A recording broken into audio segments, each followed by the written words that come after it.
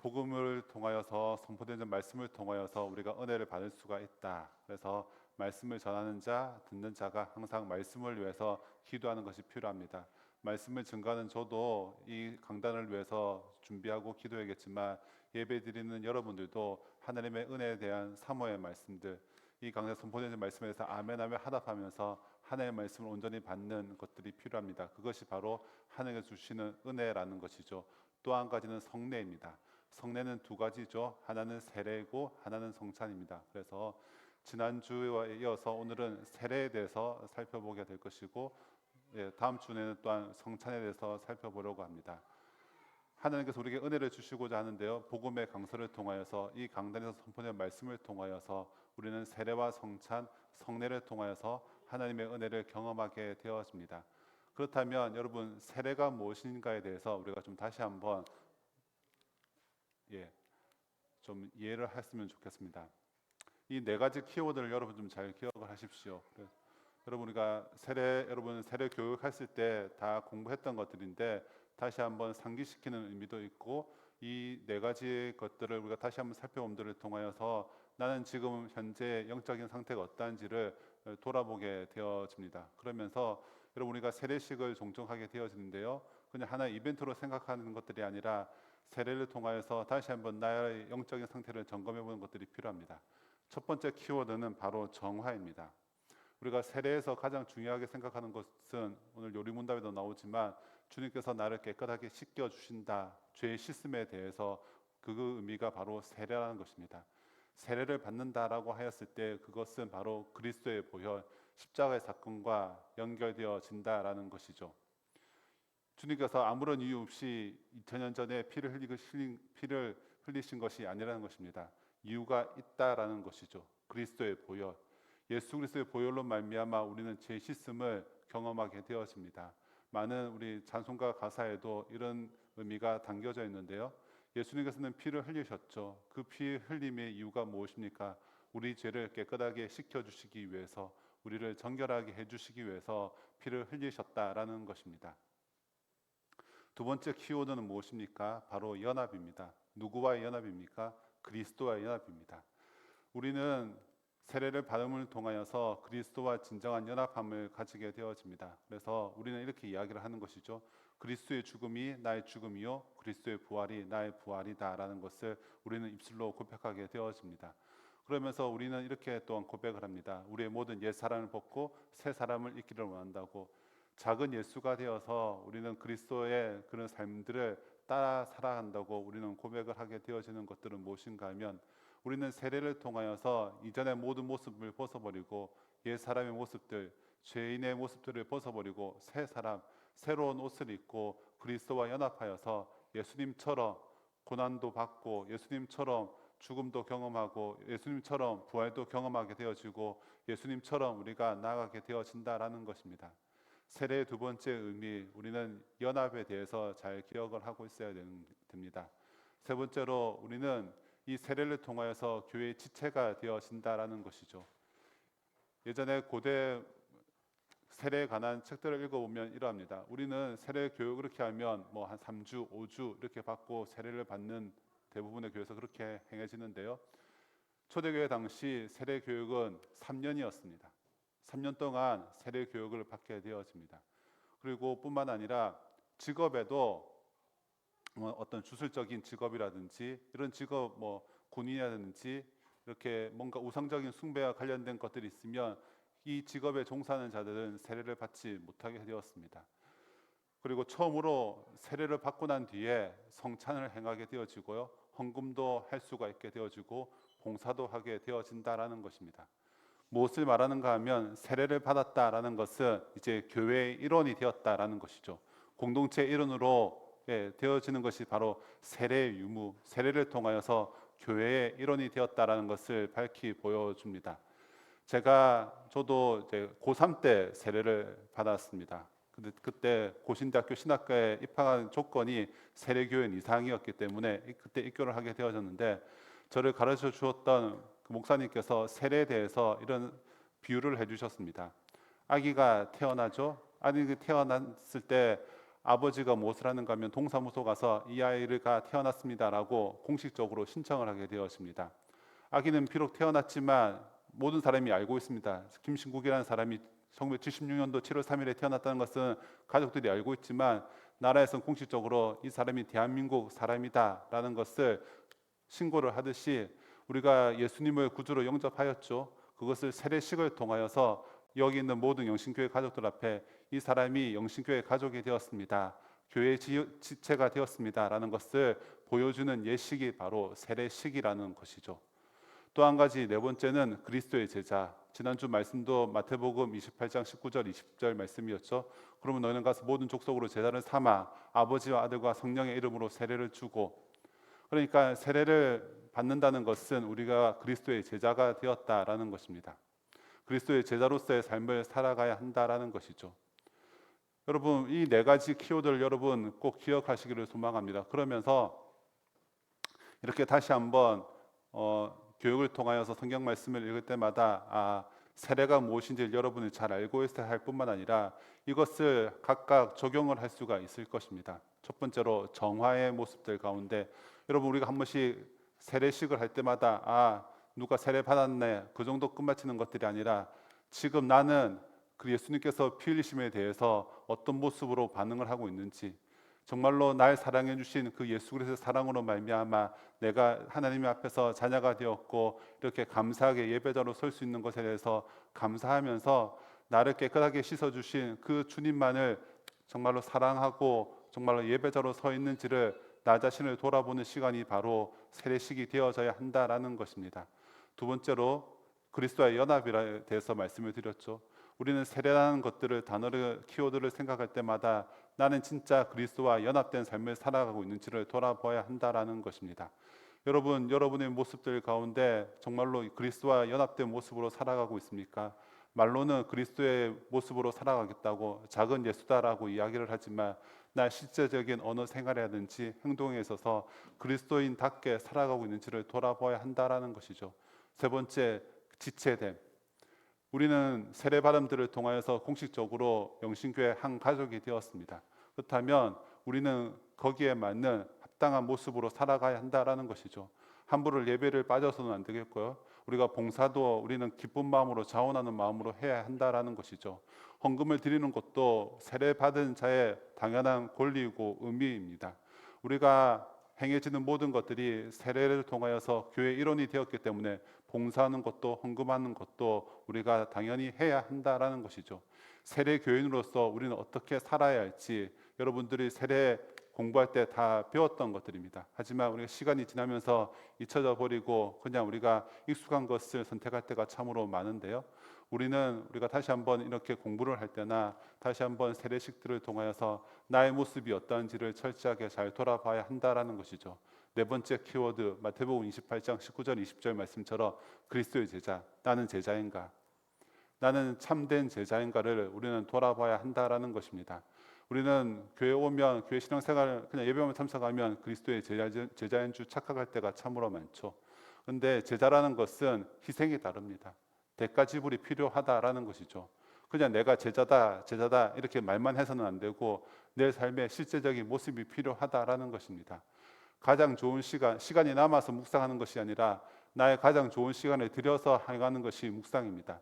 시간이 남아서 봉사하는 것이 아니라 나의 시간을 들여서 하나님께 드리는 것이 봉사입니다. 그리스도의 제자이라면 우리가 우선순위를 바르게 행해야 한다라는 것이죠. 여러분, 우리가 세례의 의미, 세례란 무엇인가라고 할 때 이 정화, 연합, 그리스도의 그 지체, 그리고 그리스도의 제자가 되어지는 것들, 이 네 가지 의미를 우리가 잘 알고 있어야 합니다. 여러분의 모습은 어떠하십니까? 이렇게 세례받은 자로서의 모습으로 살아가고 계십니까? 혹 이 자리에 세례받지 못한 분들이 있습니까? 세례를 받으셔서 하나님이 어떤 분이시고 예수님이 어떤 분이신지 믿음으로 선포하는 여러분 되었으면 좋겠습니다. 그리고 우리는 지금은 이제 세례식이 간소화되어서 날씨 때문에 영향으로 물을 뿌리지만 처음에 세례식은 침례였습니다. 그리고 초대교회에 보면 남아있는 세례소를 보면 이렇게 내려가는 세 칸으로 되어 있습니다. 그러면서 물이 있는데요, 하나씩 고백을 하는 겁니다. 나는 성부 하나님을 믿습니다. 그리고 한 칸 내려가고 성자 예수님을 믿습니다. 한 칸 내려가서 성령 하나님 믿습니다 고백하면서 물에 잠기게 되었다가 다시 한 칸 한 칸 올라오게 되어지면서 죽음과 삶들을 경험하게 되어집니다. 우리는 세례받은 자로서 그리스도의 믿음에 대해서 온전한 반응과 고백이 필요합니다. 사도신경에 대해서 그래도 세 가지 믿는다고 하였죠. 그에 대해서 우리는 쭉 살펴보았습니다. 성령 하나님을 믿고 성자 예수님을 믿고 성부 하나님을 믿습니다. 그 고백이 바로 세례 안에 담겨져 있다라는 것입니다. 오늘 우리가 잠시 살펴볼 것은 그런데 이 세례의 의미를 잘 깨닫지 못하고 오해하는 경우들이 있는데 어떤 오해들이 역사적으로 있는지 우리가 좀 몇 가지를 살펴보려고 합니다. 그러면서 70 우리가 2문, 3문, 2문부터 해보도록 하겠습니다. 제가 문을 하겠습니다. 여러분 답을 해주십시오. 세례의 물로 씻음이 곧 죄 씻음 자체입니까? 아닙니다. 오직 예수 그리스도의 피와 성령만이 우리를 모든 죄에서 깨끗하게 합니다. 네. 73분 그러면 왜 성령께서는 세례를 중생의 씻음과 죄를 씻음이라고 하셨습니까? 하나님께서 그렇게 말씀하신 데에는 중요한 이유가 있습니다. 하나님께서는 몸에 더러운 것이 물로 씻겨지듯이 우리의 죄가 그리스도의 피와 성령으로 없어짐을 우리에게 가르치려 하셨습니다. 더 나아가서 우리의 죄가 영적으로 씻겨지는 것이 우리의 몸이 물로 씻겨지는 것처럼 매우 실제적임을 이러한 신적 약속과 표로서 우리에게 확신시키려 하셨습니다. 마지막으로요. 유아들도 세례를 받아야 합니까? 그렇습니다. 그것은 유아들도 어른들과 마찬가지로 하나님의 언약과 교회에 속하였고 또한 어른들 못지않게 유아들에게도 그리스도의 피에 의한 속죄와 믿음을 일으키시는 성령이 약속되었기 때문입니다. 그러므로 유아들도 언약의 표인 세례를 통하여 그리스도의 교회에 연합되고 불신자의 자녀와 구별되어야 합니다. 이런 일이 구약에서는 할례를 통하여 이루어졌으나 신약에서는 그 대신 세례가 제정되었습니다. 네, 오늘 72문부터 73문까지에 나와 있는 몇 가지 오류에 대해 오해하는 것들에 대해서 살펴보도록 하겠습니다. 첫 번째는 세례 의미에 대한 오해인데요. 그러니까 세례가 곧 구원이다. 세례를 받는 세례식이 바로 구원이다라는 그 오해들이 예전에 있었다라는 것입니다. 그래서 로마 카톨릭이나 영국 성공회 뭐 이런 교회들은 세례가 죄를 씻는 역할을 한다라고 그렇게 하였습니다. 그래서 만약에 그 전쟁터에서요 죽어가는 사람이 있을 때 이 사람이 세례를 받지 않았을 때는 어떻게 했는가 하면 수통에서 물을 꺼내어서 사제가 아니었음에도 불구하고 세례를 주었다라고 합니다. 그렇게 했던 이유가 무엇입니까? 세례는 곧 구원이라는 등식으로 생각하였기 때문에 이 사람이 죽어가기 때문에 세례를 통하여서 수통에 있는 물을 통하여서 세례를 행해서 이 사람이 좋은 곳에 갈 수 있도록 행하여졌다라는 것입니다.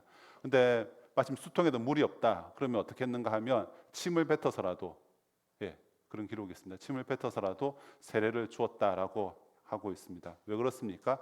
세례식이 곧 구원이라는 그런 오류에 빠졌기 때문입니다. 또 한 가지는 무엇인가 하면 성수가 무엇인가 하면 세례를 주는 물을 성수라고 하는데요. 이 성수 안에 신비하고 마법적인 힘이 있어 그것에 접촉하면 죄가 용서된다라는 그런 오해를 가지고 있었습니다. 첫 번째 세례한 의미는 무엇인가 하면 이 세례를 곧 구원으로 세례식을 물 뿌리는 행위를 곧 구원으로 생각하기 때문에 이것이 오해다라는 것입니다. 그래서 노란색 글씨처럼 물 자체가 죄를 씻을 수 있는 권능이 있는 것은 아닌데 사람들이 오해를 하였다라는 것입니다. 이 세례에 대해서 두 번째 오해는 무엇인가 하면 세례를 오히려 무시하는 경향이 있다라는 것입니다. 세례를 그냥 과거에 예전에 하나의 이벤트로 생각을 했다는 것이죠. 세례를 단순하게 가벼운 것으로 상징적인 것으로만 우리가 생각할 수 있다라는 것입니다. 많은 분들이 저 역시 이런 우리가 오해 또 잘못을 빠질 때도 있다라는 것입니다.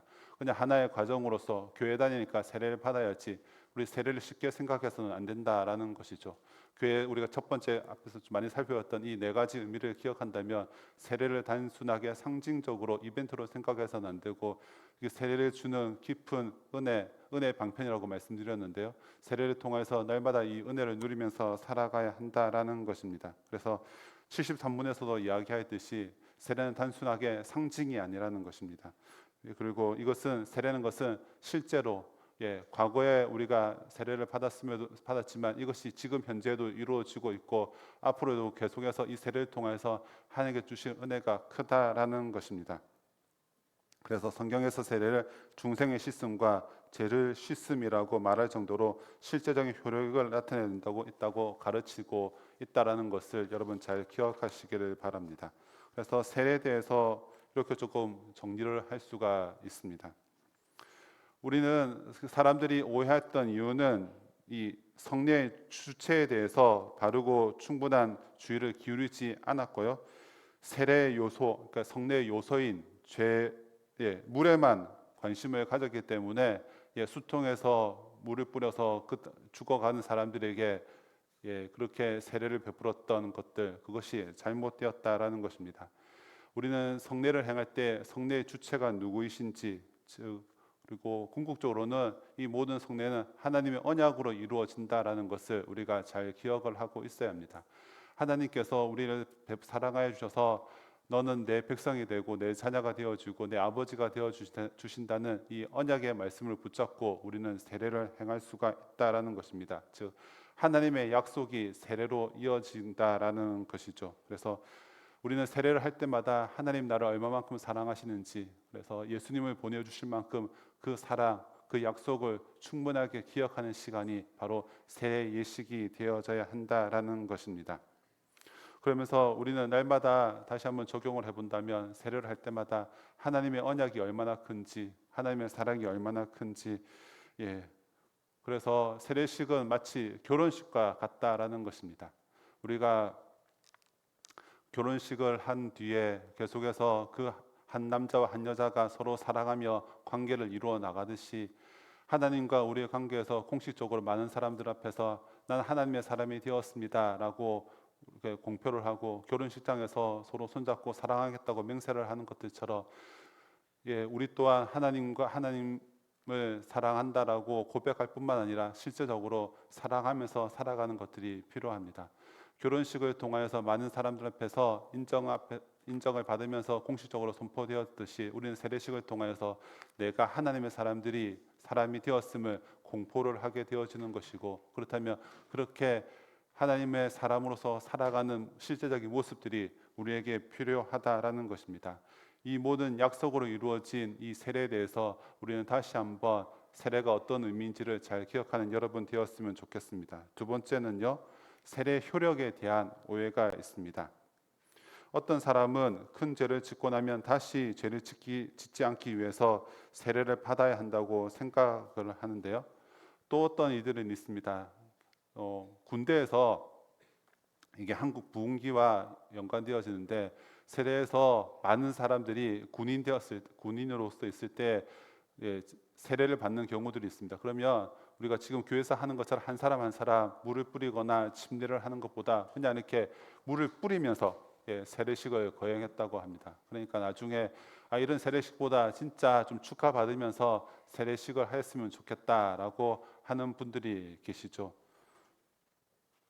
그런데 우리가 다시 한번 이 세례식은 결혼식과 비슷하다고 말씀을 드렸는데, 여러분 부부싸움 하고 나서 화해했다고 해서 다시 결혼식을 하시는 분은 없을 것입니다.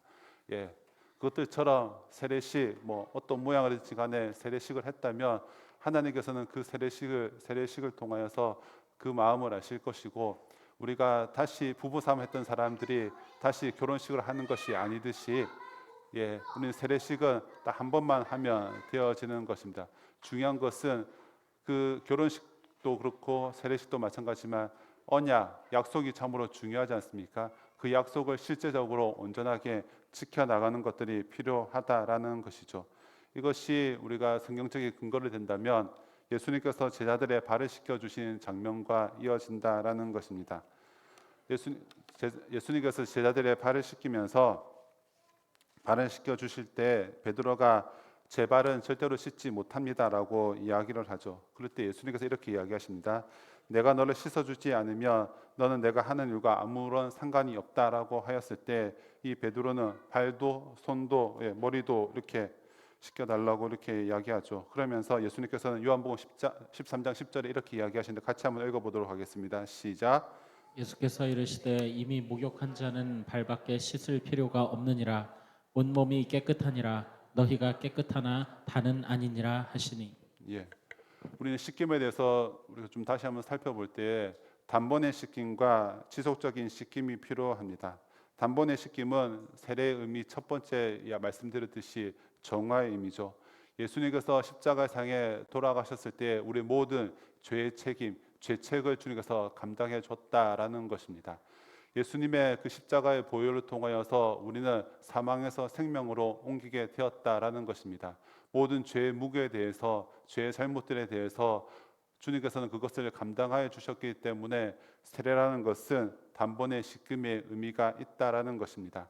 하지만 우리는 목욕도 필요하지만 매일매일 발을 씻고 손을 씻는 것들이 필요하지 않습니까? 우리는 매일매일 죄인의 모습이 여전히 남아 있습니다. 옛 사람의 흔적들이 남아 있다라는 것이죠. 나는 하나님의 사람이다라는 것을 고백하지만 우리는 죄 짓지 않으려고 노력하지만 여전히 내 안에 있는 남아 있는 죄의 습성들이 있죠. 그럴 때 우리는 어떻게 해야 됩니까? 성령 하나님께 도움을 요청해야 한다라는 것입니다. 성령 하나님 앞에서 나의 죄악들을 내려놓고 하나님의 은혜를 구해야겠죠. 우리는 예수님께서 나를 사랑해 주셔서 은혜를 베풀어 주셨으니까 나는 죄 지어 아무렇게나 살아도 상관없다. 이것들이 아니라 날마다 우리의 죄의 모든 것들은 죄책을 주님께서 감당해 주셨지만 날마다 짓는 죄에 대해서 우리는 성령님 앞에 내려놓고 하나님의 은혜를 구하면서 나를 깨끗하게 해달라고 하는 것들이 필요하다라는 것입니다. 세례 받았다고 해서 곧 구원으로 이어지는 등식이 성립되어지는 것들이 아니라 우리는 날마다 이 세례를 이루기 위해서 노력을 해야 되고 하나님의 은혜를 구해야 됩니다. 그렇게 할 때에 하나님께서는 더욱더 우리에게 크신 은혜를 허락하여 주신다라는 것입니다. 세 번째 오해는 유아 세례에 대한 오해입니다. 그래서 아이가 죄인으로 태어나기 때문에 아이가 죽기 전에 유아 세례를 받아서 죄가 씻겨 천국에 들어간다고 믿게 되었다라는 것입니다. 그래서 유아 세례에 대해서 잘못된 오해 때문에 아직 산모 몸이 회복되지 않았는데 신생아를 데리고 와서 그렇게 유아 세례를 받는 것도 있습니다. 심지어는 산파가 아이가 지금 태어났는데 상태가 좋지 않다. 그렇게 하면 산파가 세례를 주는 것도 있다고 합니다. 앞서 동일한 이유입니다. 세례를 받는 것, 그러니까 세례 예식이 곧 구원이라는 잘못된 오해에서 비롯되어졌다라는 것이죠. 또 어떤 교파들은 유아 세례를 주어서는 안 된다. 이 사람의 믿음의 고백이 필요한데 믿음의 고백 없이 아이가 말도 못하는데 어떻게 하나님도 모르고 아무것도 모르는데 어떻게 세례를 줄 수 있냐라고 그래서 어떤 교파에서는 유아 세례를 금지하는 교파들이 있다라고 합니다. 하지만 우리가 지금 반복해서 이야기하는 것들이 무엇입니까? 세례라는 것은 믿음의 당사자 여기보다 초점이 무엇인가 하면 세례를 주시는 분, 세례의 초점은 하나님의 언약에 있다라는 것이죠. 하나님께서 언약을 주셨기 때문에 우리는 믿음의 자녀가 되어지고 하나님의 사람이 되어진다라는 것입니다. 하나님의 언약의 약속에 세례의 근거가 있다라는 것들이 필요한데요. 이 언약이라는 것들을 우리가 성경적인 근거로 요한 창세기 17장 7절 말씀을 이야기하는데요. 같이 한번 읽어보도록 하겠습니다. 시작. 내가 내 언약을 나와 너 및 내 대대손 사이에 세워서 영원한 언약을 삼고 너와 내 후손의 하나님이 되리라. 예, 지금 아브라함과 이야기를 하고 있습니다. 아브라함의 나이가 99세이죠.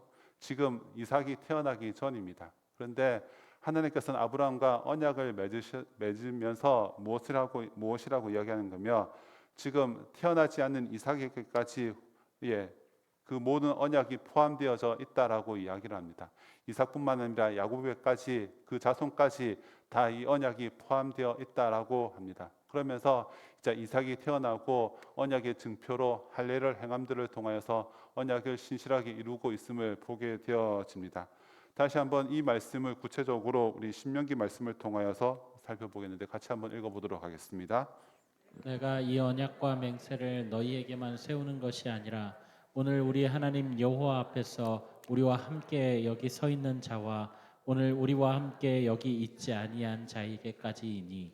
네, 하나님의 언약이 무엇입니까? 나는 하나님의 백성이고 하나님은 나의 하나님이다라고 고백하는 것이 언약의 이야기입니다. 하나님은 우리의 주인이 되어 주시고 우리는 신실하게 주님을 따르겠습니다. 우리는 언약의 백성으로 하나님과 약속을 믿었습니다. 하나님께서는 우리가 아무런 정말로 보잘것없고 연약한 자임에도 불구하고 하나님께서는 우리를 사랑하여 주셔서 이렇게 언약을 베풀어 주셨는데요. 하나님은 아브라함과 이 언약을 베푸실 때에 아브라함 당사자뿐만 아니라 그 모든 자손들, 이삭뿐만 아니라 야곱 그 밑에 자손에게까지 신명기 말씀 가나안 땅에 들어가기 전에 다시 한번 주님께서 말씀을 주십니다. 그러면서 그곳에 있는 자녀들뿐만 아니라 그 후손들에게 계속해서 언약을 베푸시겠다라고 약속을 해 주셨다라는 것입니다. 그렇기 때문에 우리가 유아 세례를 베푸는 것도 마찬가지입니다. 비록 이 아이가 말도 못하고 하나님이 어떤 분이신지 아직 어려서 아무것도 알지 못하지만 믿음의 자녀이기 때문에 언약의 자녀이기 때문에 그 언약의 자녀이기 때문에 유아 세례를 베풀고 부모는 이 아이가 믿음의 자녀로 잘 성장할 수 있도록 예배를 참석하고 가정에서 믿음으로 잘 양육시키는 것들이 필요하다라는 것입니다. 오늘 짧은 시간 세례의 의미에 대해서 다시 한번 살펴보았고 오해에 대해서 살펴보았습니다. 중요한 것은 그 세례의 요소인 어떤 세례식 그것이 물이 성수가 중요한 것이 아니라 세례를 통하여서 하나님께서 우리를 은혜를 허락하여 주시고 세례를 통하여서 네 가지 키워드 다시 한번 정화의 의미들, 연합현대의 의미들, 그리고 교회의 지체됨의 의미들, 그리고 그리스도의 제자의 의미를 주님께서는 다시 한번 우리의 삶들을 돌아보기를 원하신다라는 것입니다. 사랑하는 성도 여러분들, 우리가 세례 교인이지 않습니까? 그렇다면 세례 교인답게 살아가는 것이 반드시 필요합니다.